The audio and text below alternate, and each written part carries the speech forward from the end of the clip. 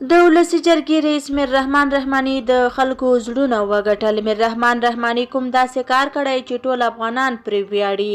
په همدې ویډیو کې راسره کتلی شئ. درنو لیدونکو سلام مې ومنئ، وخت مو نیکمرغه. د ولسي جرګې رئیس خپل شخصي روغتون د کرونا ناروغانو ته وقف کړ. د ولسي جرګې رئیس میر رحمان رحماني په کابل کې خپل شخصي روغتون د کرونا وایرس ناروغانو د درملنې لپاره ځانګړی کړی.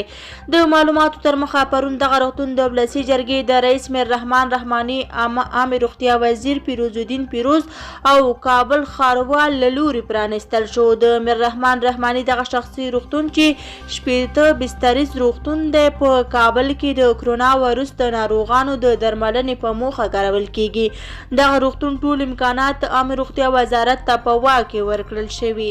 د عامه روغتیا وزیر پیروز الدین پیروز په دغه وخت کې وویل چې افغانان په دې وخت کې د یو بل لاسنیوي ته اړتیا لري او دا ډول اقدامات لا د قدر وړ دي. همداراز میر رحمان رحماني هم په خپلو خبرو کې وویل چې په دې سختو شرایطو کې افغانان د یو بل لاس ونیسي.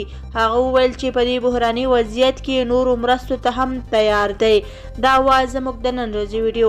که مو ویډیو خوښه شوې وي نو زموږ ویډیو لایک او زموږ چینل سبسکرایب کړئ.